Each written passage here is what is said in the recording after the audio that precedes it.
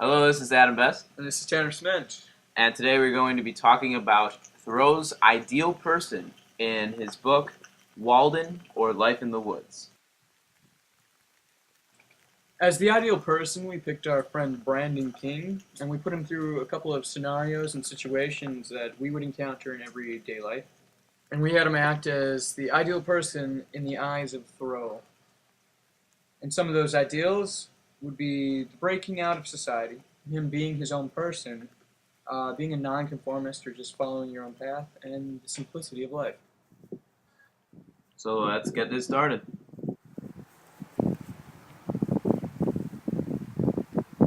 Nature! The first example of this is the quote, "to cut a broad swath and shave close," on page 59. This really, for us, means that you need to shave away everything in your life that is a burden. Like in this example, getting rid of coats and jackets that you don't need, and just simplifying your life, cutting it to bare bones. Simplicity. Less is more. Simplicity, simplicity, simplicity. I say, let your affairs be 2 or 3, and not 100 or 1,000.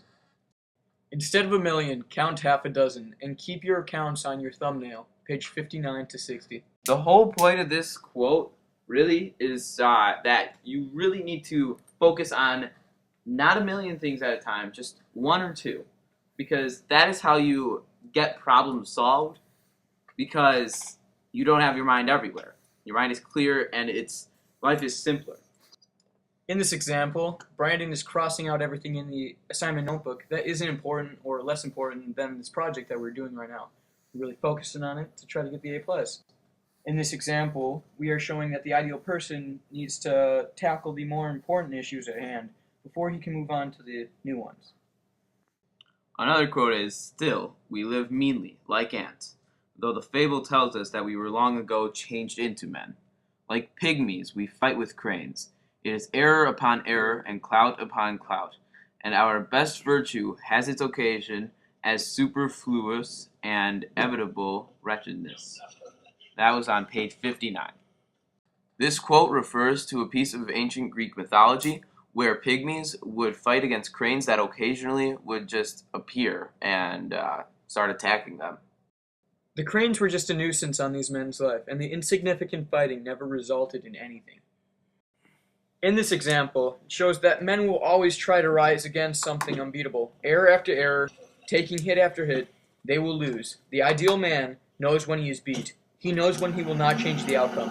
Thus, he will not become involved. For most men, it appears to me, are in a strange uncertainty about it, whether it is of the devil or of God, and have somewhat hastily concluded that it is the chief end of man here. Glorify God and enjoy him forever. Page 59. The purpose of this quote was that the ideal person cannot listen to organized religions when they say that the only purpose in life is to live for God. So here we show the ideal person understanding the Bible, yet not being completely devoted to a God.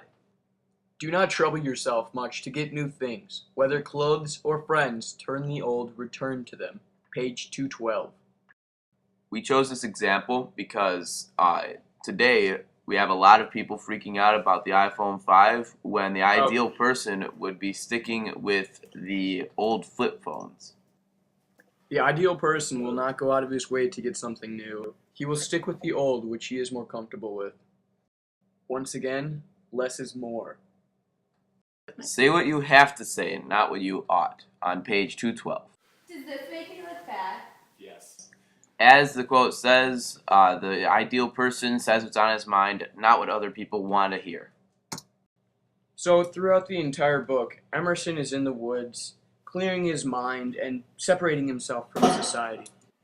Thoreau's ideal person would be most likely taking care of the woods and keeping it clean. Thoreau's ideal person has many traits that even today we find very admirable. We need to clear our minds and become our own person. Nature!